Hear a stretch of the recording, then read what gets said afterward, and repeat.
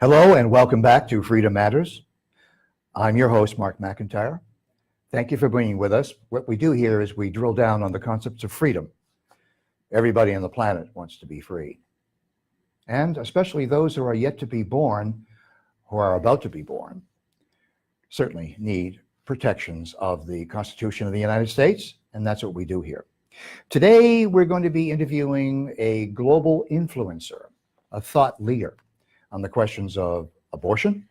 And now, unfortunately, because of many legislators and politicians who are calling for the murder or the infanticide of infants that have already been born, we have as our special guest, Mr. Seth Gruber. Seth has been lecturing and speaking about this for about the last 10 years, since he was 18 years old. So he is very well experienced on this topic about how freedom affects the yet to be born and the born.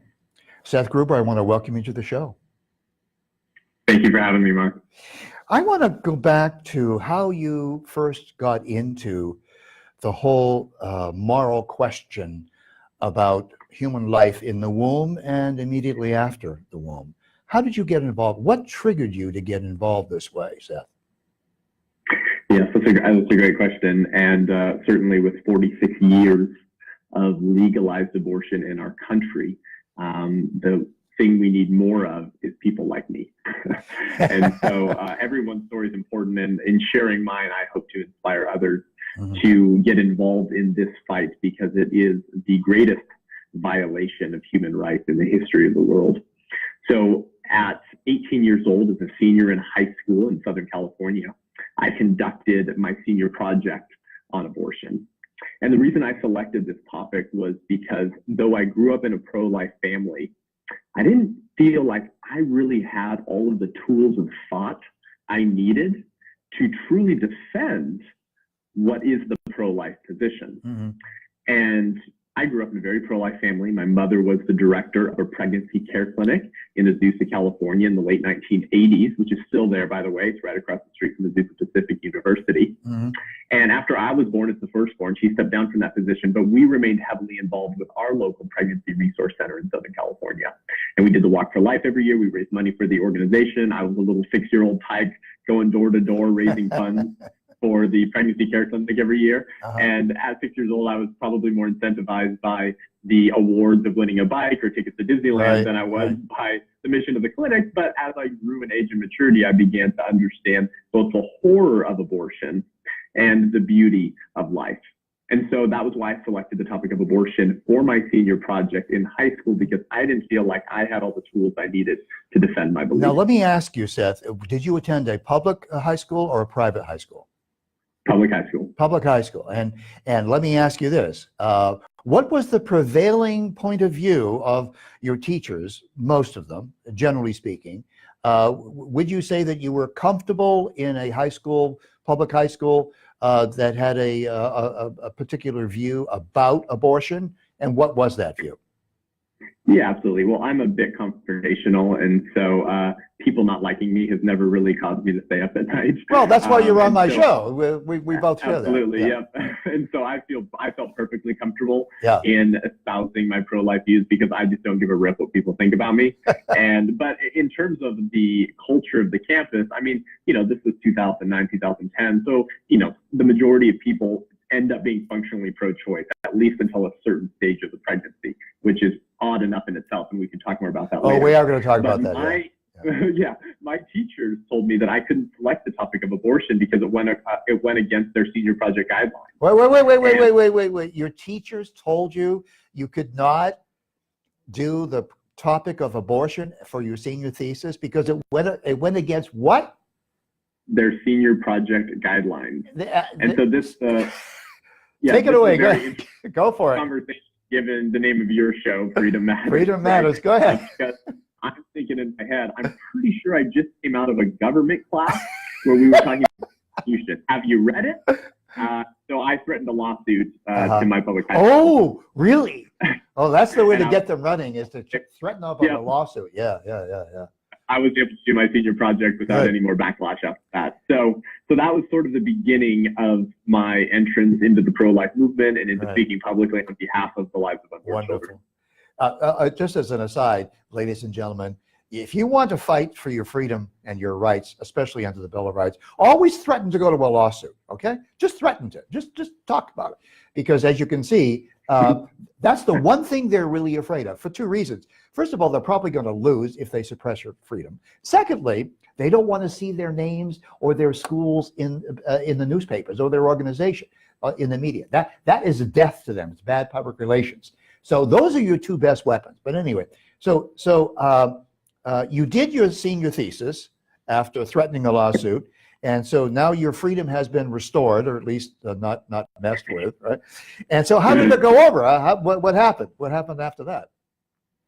Yeah, so I ended up doing my volunteer hours, which were required for your senior project, at an organization in Orange County called the Center for Bioethical Reform. And they engage the culture on the issue of abortion by comparing abortion to historically recognized forms of genocide, such as slavery, such as the Holocaust, such as child slavery, because all of these injustices were defended by a group of people based off of the assumption that the victim class weren't persons, that the victim class didn't have what the powerful people said that you needed in order to be a valuable human being with rights. And so I volunteered with this organization for my senior project. I ended up coming on staff with them as a full-time intern during my summers between college, as I was attending college in Santa Barbara.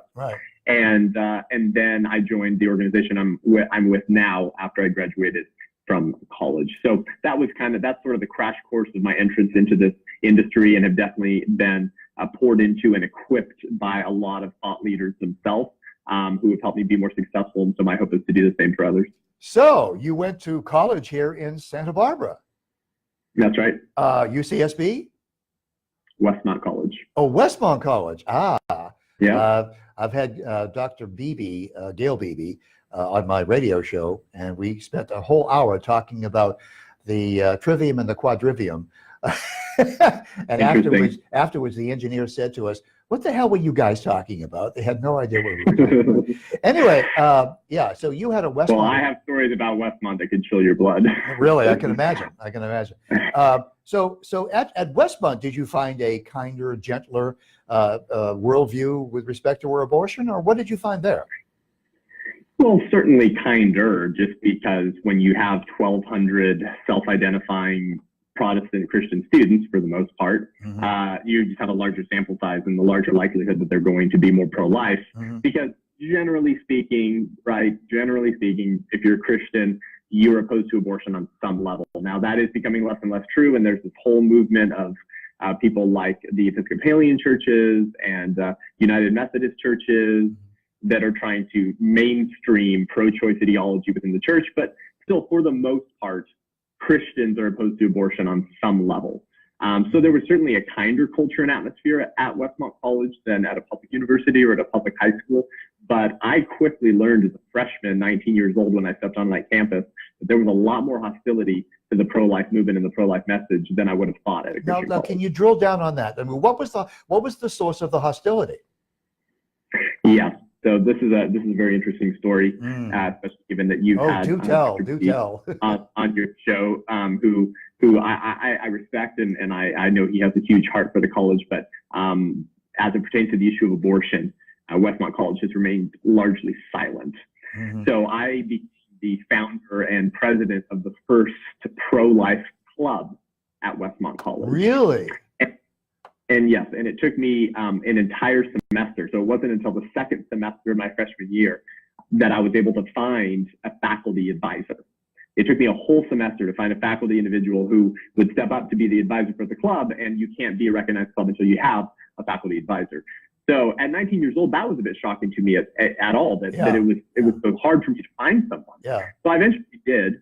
And then I began conducting educational displays on campus. We formed a partnership with Network Medical, which is Santa Barbara's pregnancy care clinic. Yep. And director there, Betsy Gray, who's a good friend of mine. Yep. I did some trainings on campus. We had some guest speakers for Students for Life of America.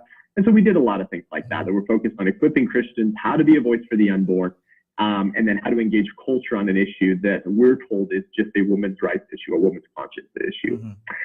So I proposed a genocide awareness project, which is put on by the pro-life organization, the Center for Bioethical Reform, that I interned with during my summers between college and for my senior project. Mm-hmm. So I petitioned an event through the student government at Westmont College to bring this display onto campus. I did that my freshman year, I did that my sophomore year, I did that my junior year. And when I mean I did that, I mean I petitioned. It was never approved for 3 years in a row by the student government. By the student government? Because they were going to give you the money, because that's the way student clubs work. No, it's actually a free event. The Center for Bioethical Reform, the organization I worked with, covers all of the costs affiliated with making the presentation happen. So I was requesting zero funding, and I just had to request permission for the event to happen. That's astonishing. I'm glad you've told this story, because I was unaware of the fact that the student government would not give the money for even a free event at that was going to be sponsored by the presenting organization. Because Westmont is a private Christian college, and so all events like that have to be approved by the student government. In fact, by my junior year, I wasn't even given the opportunity to meet with the student government. The faculty advisor of the student government told me, Seth, we said no to you the last 2 years. The answer is still no. So I didn't even have the opportunity to take the proposed event before the student government for a vote. I was just shut down by the faculty. So let's hear it for the First Amendment, freedom. Let's hear it for the First Amendment. And this is at what's billed as a Christian liberal arts college, and it's one of the top 5, I believe, in the country. So are you telling me that in your experience, and you've been lecturing now and speaking publicly as a voice for the unborn and now for the born, are you telling me that the situation is almost as bad in private schools as it is in public schools about this question? Yeah, it certainly is almost as bad. And there are a handful of Christian colleges that have remained a strong voice for life. Yeah. But they are few and far between now, unfortunately. Mm-hmm. And so the political science department, and I can actually send you this study after our time that you can share with your viewers. The political science department at Westmont College conducted a study, I believe in 2013, because I was a junior, and the study was on, it might have been 2012, on the partisanship of faculty members, but not staff. These are professors. And over 60%, it was between 60 and 65% of faculty, so these are professors who signed a statement of faith at Westmont College, voted for Obama in his second term. 60%? Over 60%. Over so what's 60%. that mean? Well, what that means is that over half of the teaching professors at Westmont College who signed a statement of faith voted for the most pro-abortion president in American history in his second term, after he'd already proved how pro-abortion he was. Now, for the sake of our viewers, would you explain what it means for faculty members, and I believe it's also students must sign a statement of faith. Is that correct at Westmont College? Do students have to sign a statement of faith? No, students don't have to. Especially if you're Jewish or Muslim, you don't have to sign. Right. But explain for the viewers what it means for a faculty person to have to sign a statement of faith in order to teach at Westmont College. Yeah, so they're signing a statement of faith that affirms the Orthodox creeds of the history of the church that have largely been uncontroversial for the history of the church. Mm-hmm. So the beliefs in who Christ is as the first member, one member of the Trinity, of the bodily resurrection of Jesus Christ, and all these things that the church has agreed upon for 2,000 years. And certainly one of those is love your neighbor. Certainly one of those is don't shed innocent blood, right? Right. I'm pretty sure that whether it's written, unwritten, it's assumed within a Christian university that you can't kill people. Yeah, that would seem to be a fair assumption to make, that killing people So now this really gets us into the deeper philosophical and theological question about who is a person and when is a person, right? Okay, Right. so when in your experience, I can answer this from my experience, but when from your experience, Seth, did it become okay morally from a Christian perspective and even Christian private schools to start to tinker with the notion that at the point of conception, you're not quite yet a person? When did that first begin to bubble up in your experience? Sure. I mean, abortions have been happening for a long time, right? Right. Abortions were happening before the legalization of Roe versus Wade in 1973 in our country. Yeah. They were just much smaller numbers, and we knew so much less about the science of embryology in the late 1960s and early 1970s, even in the early 1980s. Mm-hmm. We didn't have the type of medical advancements that enabled us to have a window to the womb like we do now. And so we know so much more about prenatal development, about who the baby is in the womb.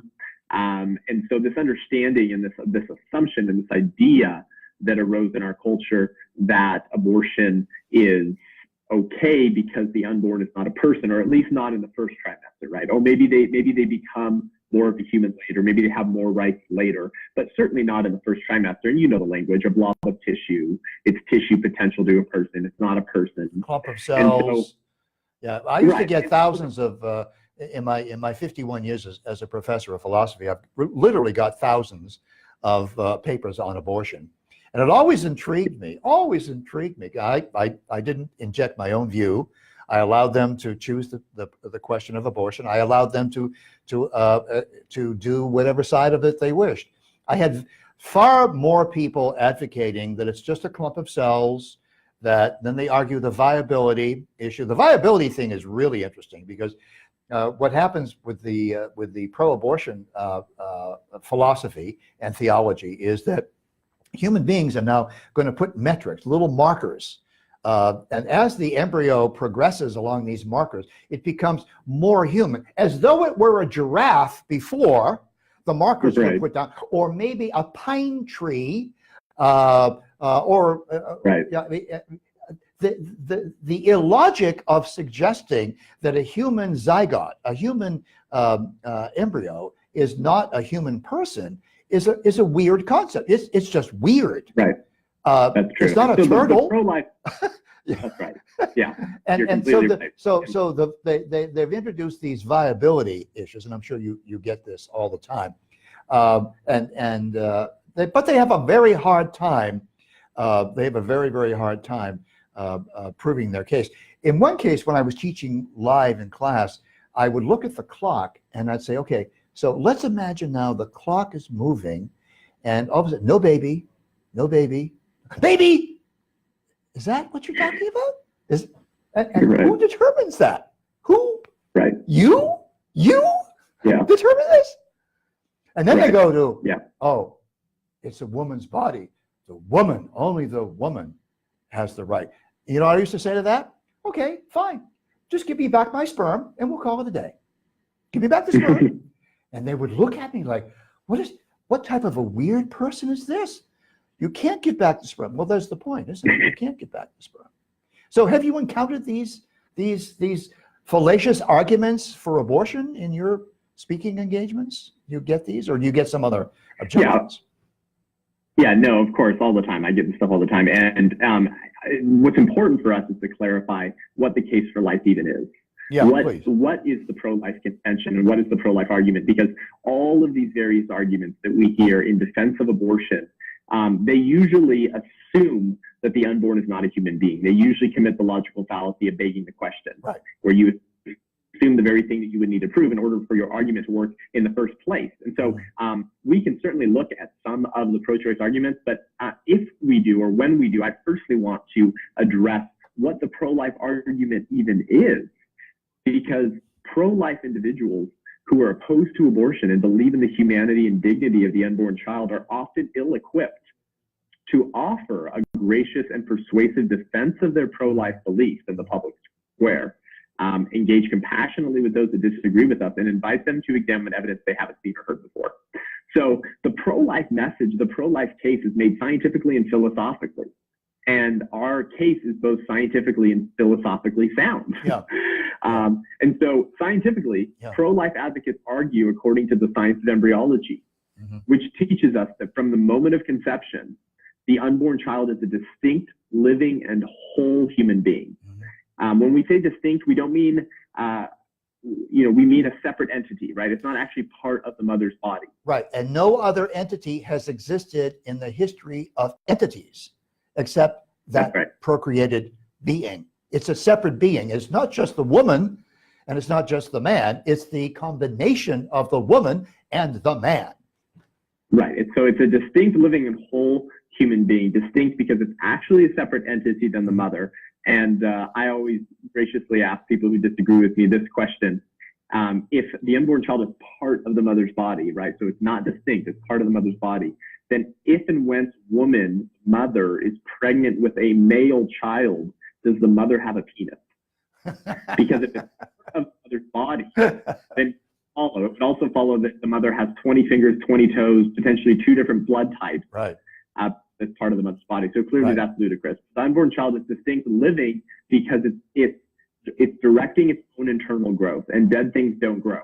No pregnant woman sits there at lunchtime and goes, and then just wills that baby to grow. Come on, it's the lunchtime growth fest, right? That baby is directing its own internal growth. And the unborn child is whole. When we say the unborn child is whole, we don't mean fully developed, right?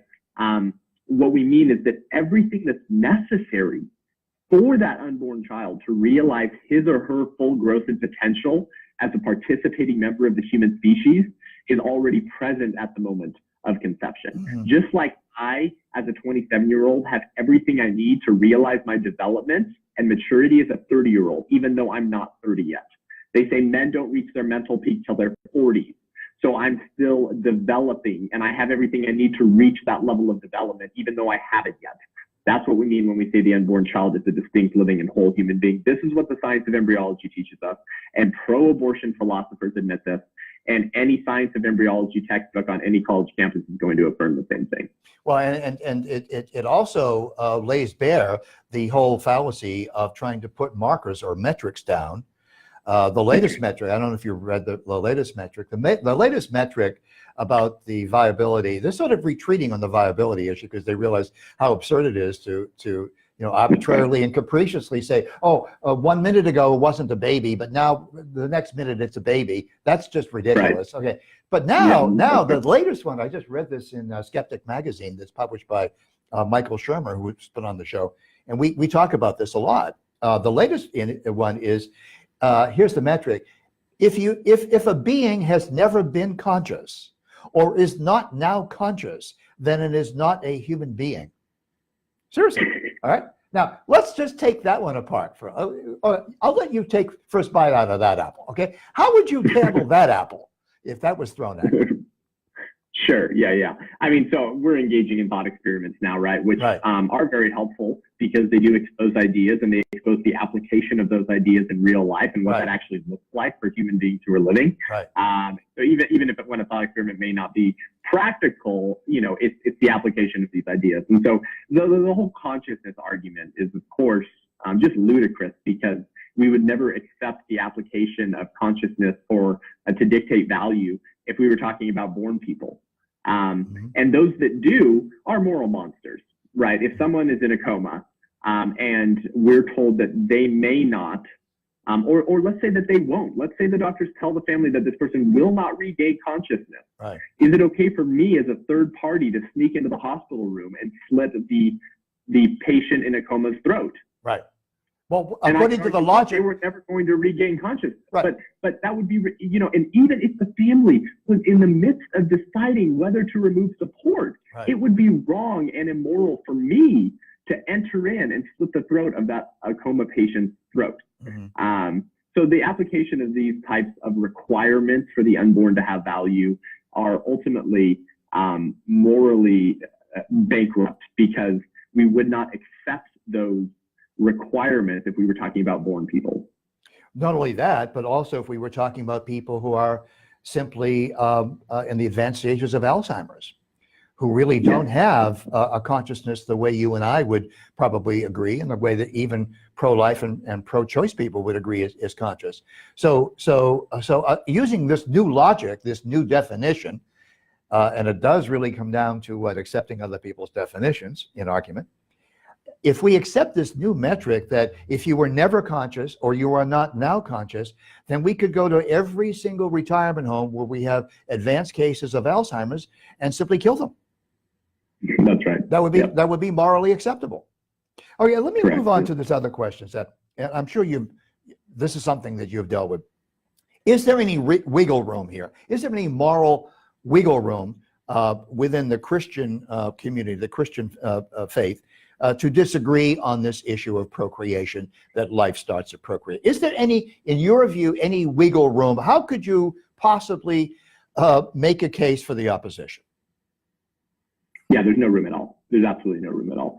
If you're a Christian and you affirm that you believe in the authority of Scripture, in the life and death and resurrection of Jesus Christ, then there is absolutely no room for Christians to disagree on this issue.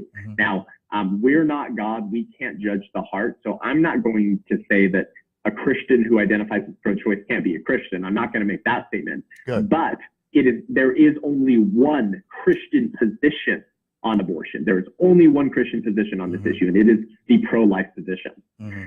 Biblically speaking, if we want to look at the biblical worldview for those who say that they believe in the authority of Scripture, then Scripture teaches that human beings have value because they're created in the image of God, right? From Genesis, from the beginning. So he created man and woman in his image. In the image of God, he created them. And so human beings have intrinsic value because they bear the image of their maker, who is the all-powerful, all-good, all-loving, supreme being. And so that's why we have value. And that's how Christians explain the valueness of humans over other species, right? And then Scripture strictly forbids the shedding of innocent blood. God says that he hates hands that shed innocent blood. He repeatedly tells his people, Israel, do not shed innocent blood. Abortion is the shedding of innocent blood.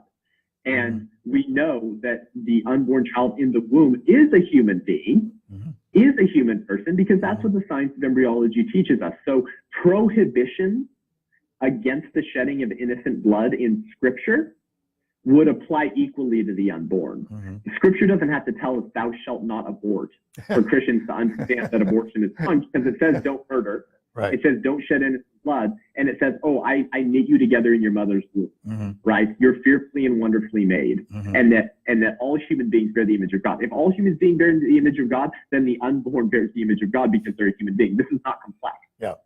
And so there is room to disagree on this issue. Well, now you can see why when Alex Madagian, who is the vice president for talent acquisition, who booked Seth Gruber on my show, on our show today, you can see why when Alex Madagian first approached me to be faculty advisor to his critical thinking club at Santa Barbara City College, the first person he wanted to bring in as a speaker was this gentleman here, Seth Gruber. I think you can now understand why no faculty member, not one faculty member at Santa Barbara City College would dare to debate this man live on stage in front of a student and a faculty audience. You can see now why. This man is very clear about defending the freedom and being a voice for the unborn. Let me hit you with a hard question now. Now, in all of my abortion papers that I've received, as I say, almost all of them were pro-choice, which is an interesting euphemism. Okay, so I'm free to choose. I'm in favor of choosing death rather than life. Okay? It's very interesting. A hard question in some of the papers that actually I gave good grades to who were pro-choice was the argument from rape. What happens when a sex act results in a pregnancy, a procreation of a new, distinct, whole human being, as you have defined it? What about rape? Why must a woman be forced to carry the offspring of an act of violence that is so vile and immoral as the act of rape? That's a pretty powerful argument. How do you handle that? Sure. At the end of the day, we have to ask ourselves, how do we treat people that remind us of painful events? That's ultimately the question that has to be asked. Mm-hmm. Because here's the thing, the unborn child shouldn't have to suffer for the crimes of the father. When we examine pregnancies that arise from rape, we have to examine the three parties involved, and there are three. A pregnancy that arises from rape involves the rapist, the innocent mother, and the innocent unborn child. Mm-hmm. And so I always ask people the question, to whom should we assign the death penalty? To whom would you assign the death penalty? Mm.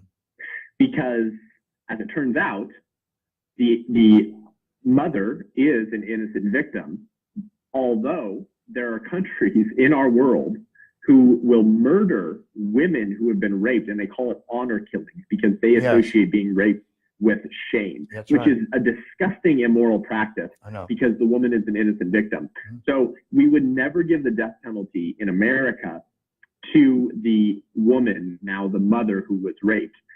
Now, secondly, while some people might argue that we should, in fact, assign the death penalty to the rapist, it's illegal for a woman who's raped to murder her rapist.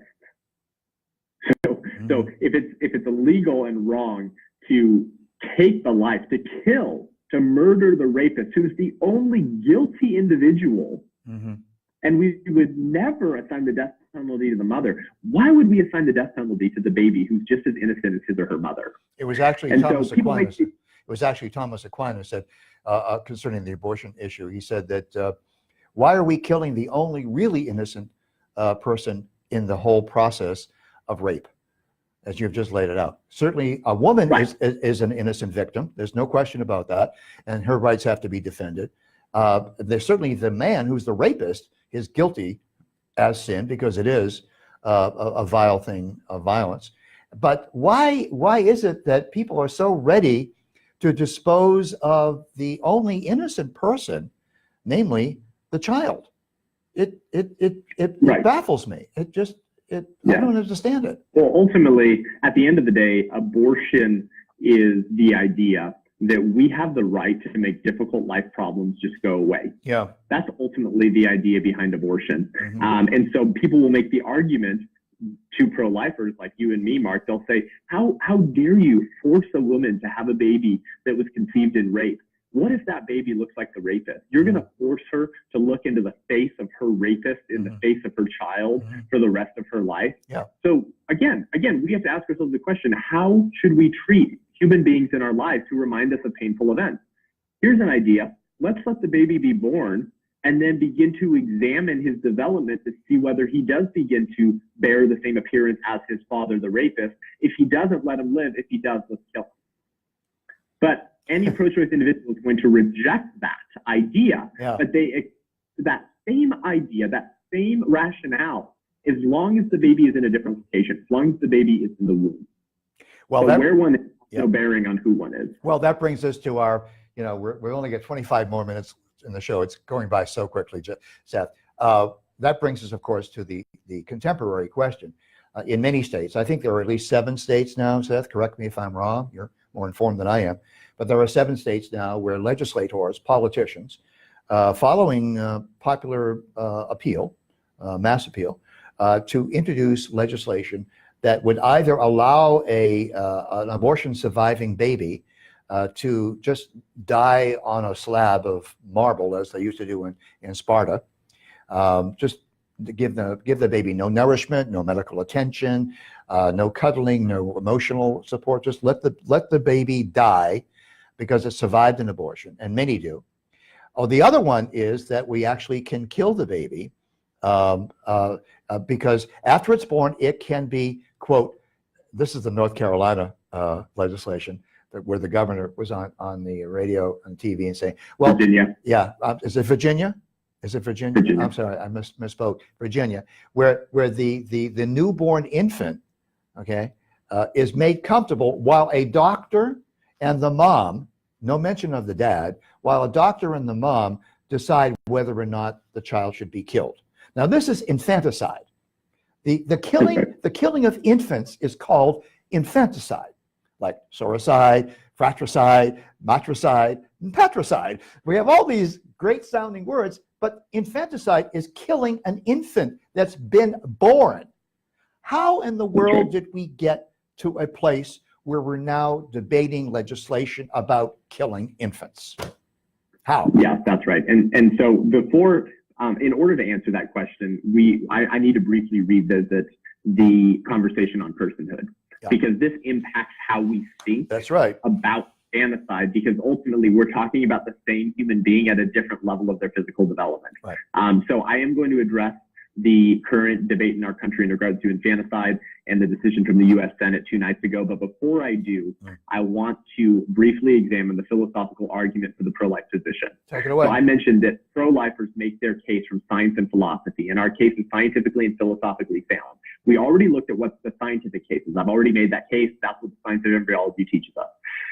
Philosophically, pro-life advocates make their argument from a value standpoint, because those who affirm the science of embryology will then make an argument that, oh, but it's not a person. They'll say, yes, the science is right. You know, we all know it's a human being because the parents are humans and human beings reproduce after their own kind, but it's not a person, and persons have rights, and person is a legal term, and the unborn's not a person. That's the argument, essentially. Right. So how do we respond to that? Philosophically, pro-life advocates argue that there's no meaningful or value-giving difference between the embryo you once were and the adult that you are today that would justify taking your life at that earlier stage. So let me say that in a more simplistic way. There's no meaningful or value-giving difference between who you were in the womb and who you are outside the womb that makes it okay to take your life in the womb. Now, there are clearly differences between the embryo in the womb and you and I.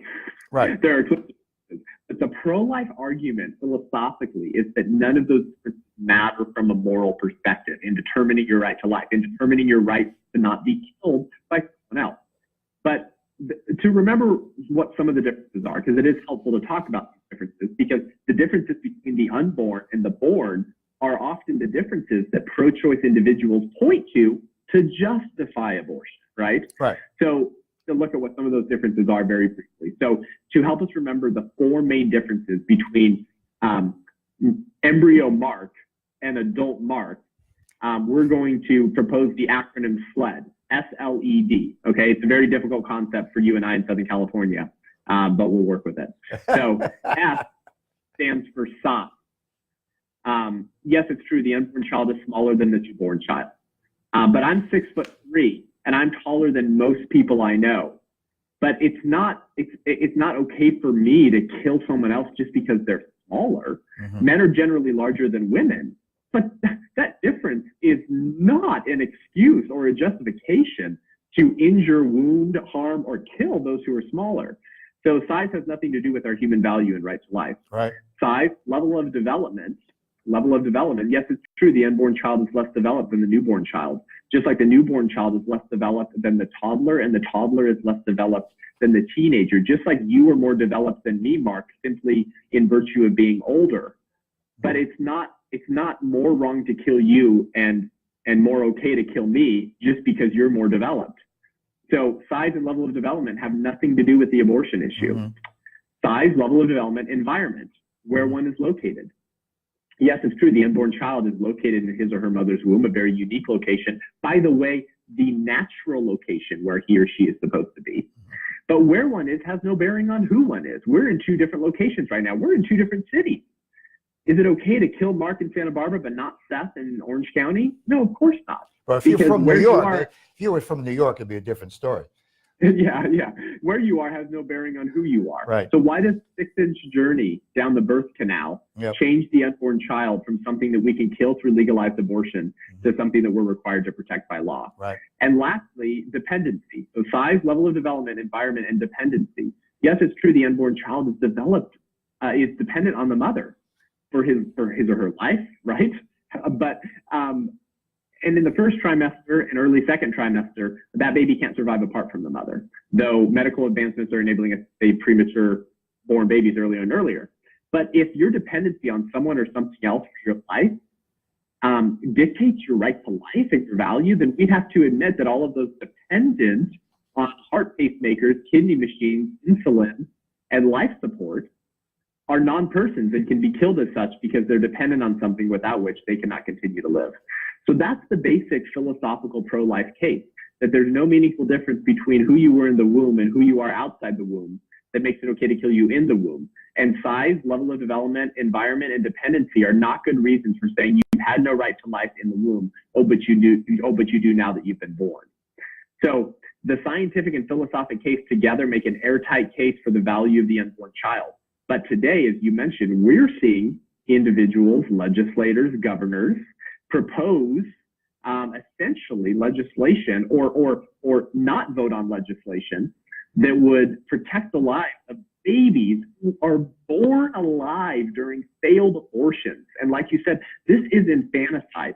And the reason why it was so important to look at the philosophical case is because there is no meaningful difference between the embryo at 7 weeks and the infant who's just been born that makes it okay to kill either of them. And any of the differences between the embryo and the infant are differences that you and I differ in: size, level of development, location, and dependency. And so Governor Ralph Northam of Virginia in January last month defended legislator Kathy Tram's bill that was going to legalize abortion in Virginia until the day of birth. A woman could be dilating, about to give birth, and abortion would be legal. Now, this bill was rejected, thank God. But then Governor Northam went on a radio show responding to the anger that a lot of people had at his legislator, Kathy Tram's bill. And that's what you said. He said, well, you know, I'll tell you what would happen.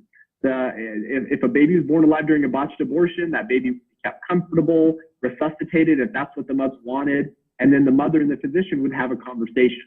And then he just stopped talking. That was his statement. Have a conversation about the only thing we should be doing is caring for that baby. So this is where we find ourselves today. The pro-choice worldview is just as easily applied to killing born people as it is killing unborn people.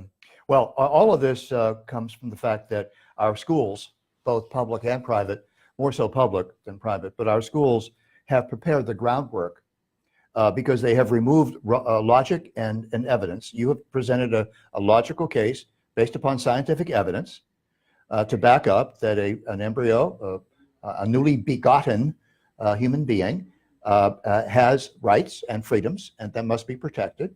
And if you remove logic and evidence, which the postmodern school system has done, if you remove that, then you can inject the feelings of the mother, the feelings of society, the feelings of economists who say we have too many people to begin with, we can't feed them all. So in other words, as soon as you take logic and evidence out of the debate for abortion, which is what happened, then you can advance these kinds of legislation. You can put this out because so many people out there, the voters who voted these people into office, are actually supporting this legislation.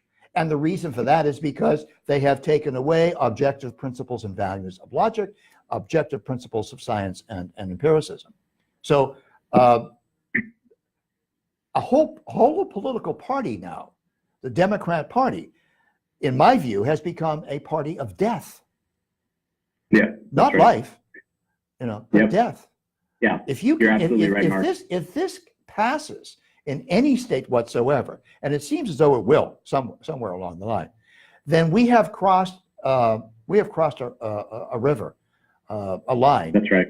That is irretrievable. We can't go back from this. There's no, because once you say it's okay to kill any born individual for whatever reason, then at the other end of the spectrum, as we're talking about Alzheimer's patients, people who are mentally ill, people who just don't seem to be able to function properly.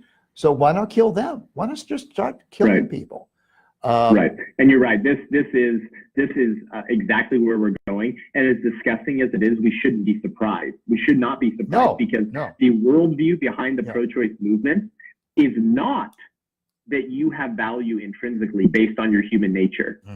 That's the pro-life position. The worldview behind the pro-choice position is that you have value based off of what you can perform. It's an argument from your instrumental good, not your intrinsic right. good. Your value, you have value based off of arbitrarily determined characteristics right. that you had no control over. And if that is where we are going as a society, and abortion is proof that that is where we already are, then there's nothing that keeps that worldview back. There's nothing that keeps that worldview restrained from being applied to justifying killing born people. Yeah. Because their whole argument is that your value is based off of your size, your intellect, your level of development, your dependency, your viability, your consciousness, your desires, your ability to dream, all arbitrarily determined characteristics that born people differ in. And so now we're seeing the logical progression of that worldview being applied to killing born people. Mm-hmm. Yeah, exactly. I think you've landed on something very, very important on the philosophical, the nub of this discussion.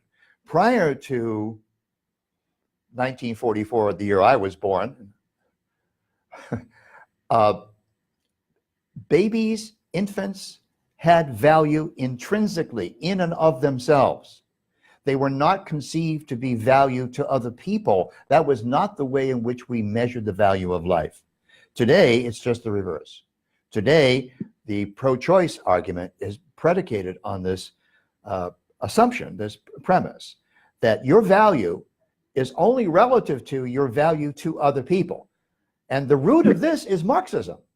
It was Karl Marx who secreted into the philosophy of the West in psychology and in economics and sociology and anthropology and even in religion, secreted the notion that human value is value to others.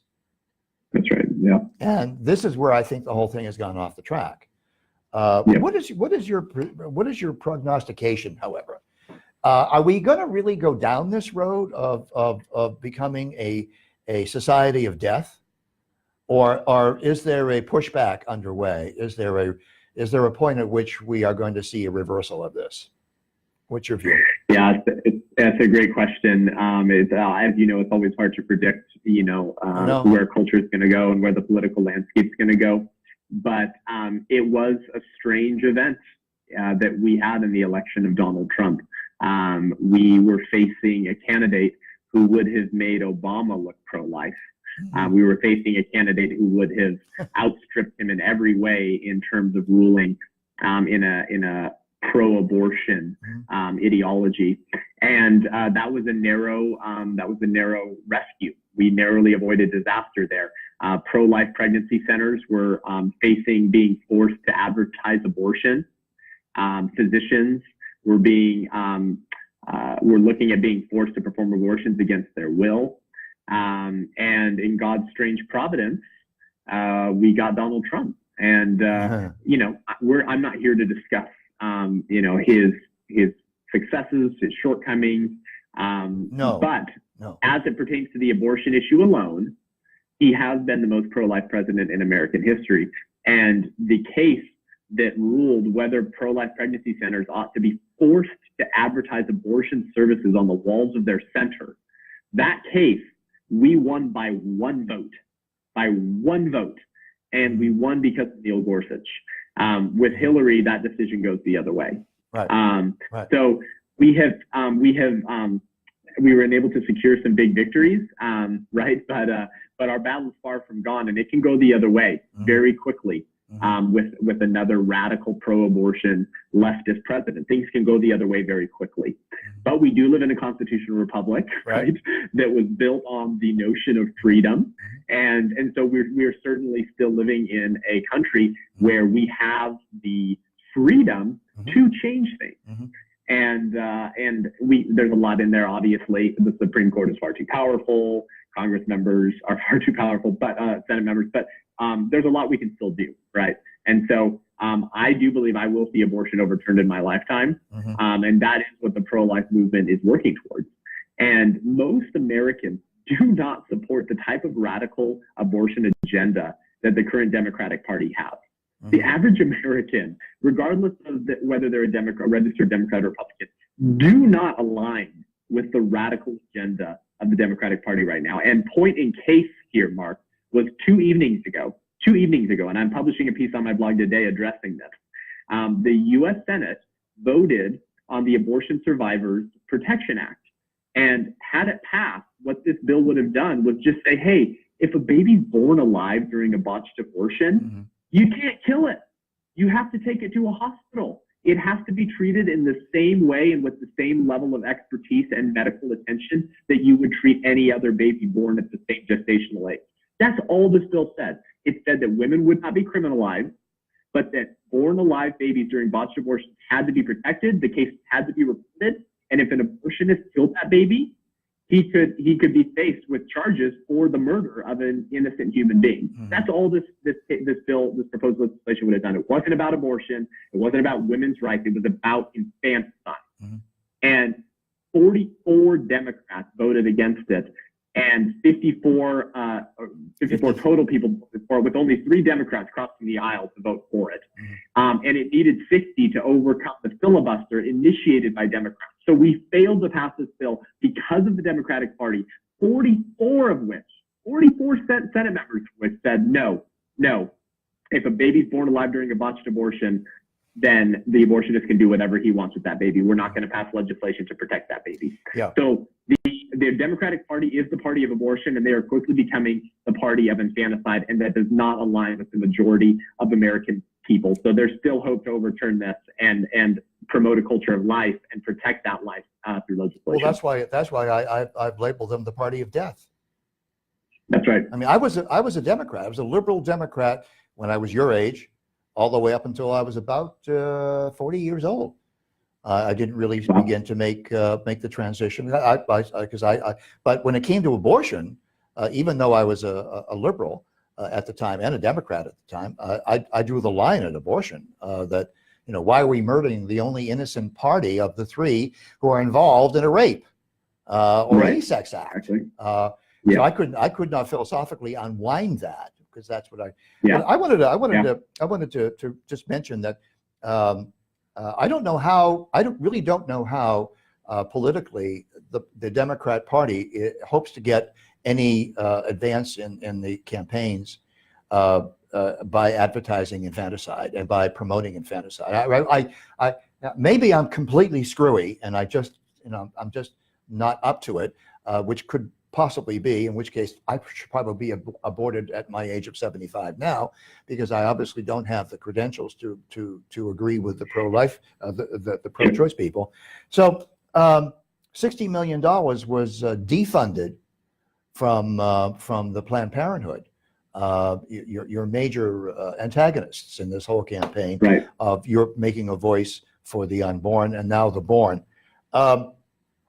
You're right that there is this pushback that's coming, but it's going to be very slow. And the other thing is that we do have to recognize that in a democracy, people have the right to be pro-choice.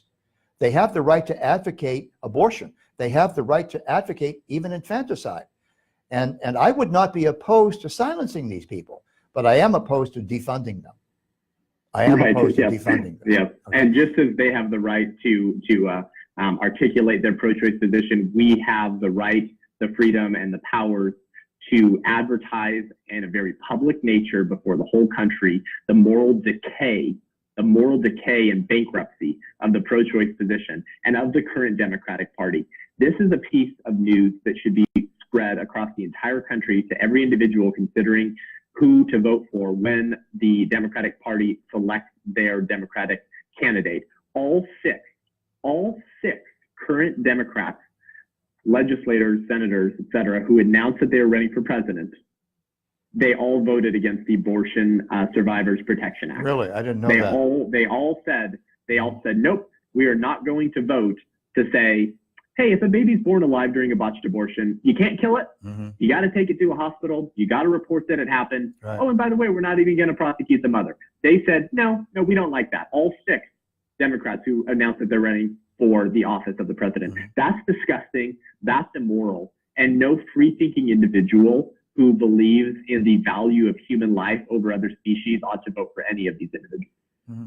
Well, it's going to be interesting to see whether or not this particular infanticide policy of the Democrat Party is going to gift wrap the 2020 election for President Trump and for other people who are pushing back against this. Because I can't see how it will have traction unless they just engage in the most outrageous voter fraud and voter theft practices, which we see happens occasionally, but you'd have to really ramp it up. We've only got a couple of minutes here left. We'll go with three minutes left. I wanted to ask you this. What does the future hold for, I believe you work with a group called Life Training. What's the group you work with? What's that? Life Training Institute. So I'm the West Coast director for Life Training Institute, which is a national pro-life organization. All right. And as far as we know, we're the only pro-life organization in the country that systematically goes after and works with Protestant and Catholic high schools and colleges. Everything that we've been talking about this afternoon, Mark, can be summarized as this. Ideas have consequences, and bad ideas have victims. And nowhere is this more true than the issue of abortion. Mm-hmm. The idea that some human beings can be killed because another group of human beings decided that that victim class didn't have what they needed to be valuable. That is a bad idea. And that bad idea has yielded 60 million victims, dead unborn children who were killed through legalized abortion since 1973. So what we do is we attack the ideas that make abortion plausible in the first place. So I do public speaking and presentation on Protestant and Catholic high school and college campuses, public debates on university campuses, presentations and trainings in churches, pregnancy care clinic banquets, and conferences, with the whole idea of equipping the next generation to be a gracious and persuasive voice for the unborn by making the case for life from science and philosophy, because we are only going to end this battle with a majority of voters who control the electoral landscape to turn over Roe v. Wade and then pass legislation to protect unborn children in the womb from being killed through dismemberment. That is how we are going to turn this around. And until a majority of Americans believe that and are willing to vote for that, we're going to continue seeing abortion on demand legal. So that's what I do full time, bringing moral and spiritual clarity to the issue of abortion and equipping Christian leaders and students to be a voice for the unborn. How do people, if somebody, one of our viewers or an organization of our viewers wants to contact you, I think that in the control room, they're going to run your contact information on the lower third of the screen. But how do people contact you? Yeah, absolutely. I have a website. It's just my name, SethGruber.com, as well as our organization's website, ProLifeTraining.com. And my email is just Seth@ProLifeTraining.com, and you can get all that contact information on my website.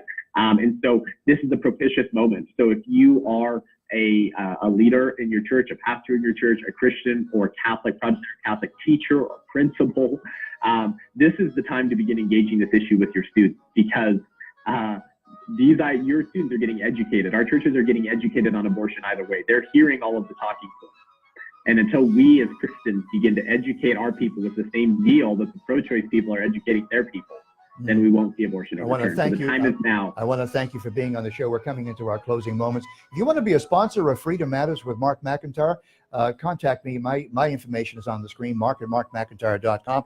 Seth Gruber, thank you so much for being with us, and much success with your campaign to educate and be a voice for the unborn and now the born. Thank you, pal. Thank you, Mark. See you.